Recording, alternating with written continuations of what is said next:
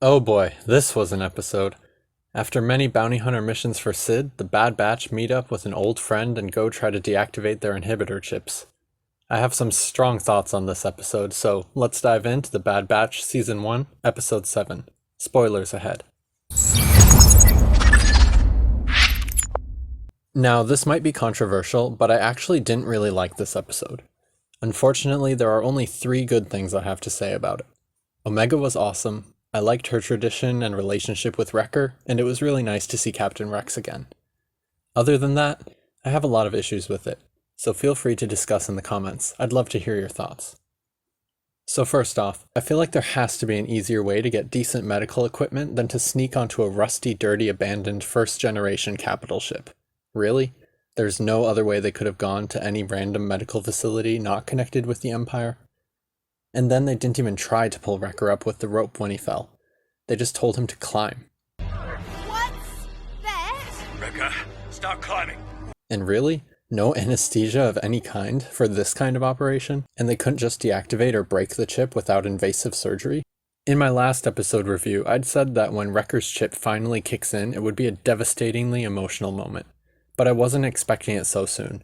And I feel like all of the bizarre character choices in this episode really broke immersion to the point that I honestly didn't really care when Wrecker went rogue. And that's a really bad thing, considering he's my favorite character of the show and I was really worried for that moment. Wrecker attacking Omega just felt really off to me. The inhibitor chip is just to make the clones more compliant, especially for Order 66. But in this episode, they treat it like the clones just turn into aggressive zombies, almost like the Brain Invaders episode from the Clone Wars. Honestly, I didn't really like it. I didn't feel scared for Omega or worried about Wrecker.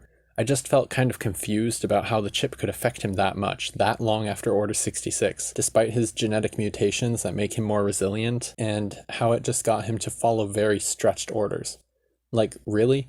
Wrecker turns on his closest friend, a young girl, to the point of trying to kill her, just because she tried to stop him from killing other people who just barely refused to carry out Order 66, which was successful anyway a long time ago. I'm not convinced.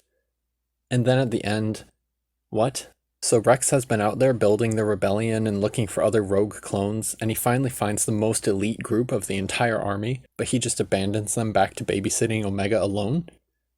And to do what? Wouldn't it make more sense for all of them to just stick together?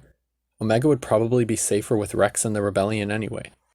And then, at the end, the random junkers with their wannabe Darth Revan masks report to the Empire. They really followed that ship and looked with binoculars to see who came out, and saw that they're clones? How do they even know what clones look like on that junk planet so far away from the war? And why would they bother reporting anything to the Empire? They're just local junk scavengers, right? Or maybe they're other random bounty hunters, I guess, but I was excited when Rex showed up. I thought we'd finally had enough of the random, unrelevant bounty hunter stuff and we would finally get back to the more interesting Empire takeover story we had from the first episode. But nope. Rex just leaves on his own for some reason, and then we're back to bounty hunter babysitting. Again. Forever. And what was the point of that random monster in the water? They just said, watch out for the water, and then it barely attacked them for like 2 seconds, and it was never mentioned again or did anything for the story. Maybe it'll show up later, but wow, this episode felt slow. The entire episode can be summed up as, they meet Rex and he helps them take their chips out. The end. It could have been 5 minutes.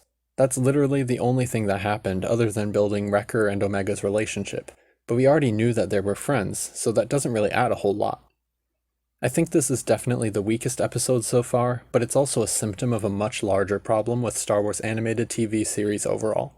So I went ahead and made a whole different video specifically about that. Go check it out after this one. But do you agree with me on this, or do you think I've misjudged the episode? Let me know in the comments below, and I'll see you for the next Bad Batch review. Here's to hoping the next episode is stronger, but at least it's still a good show and I'm looking forward to future episodes.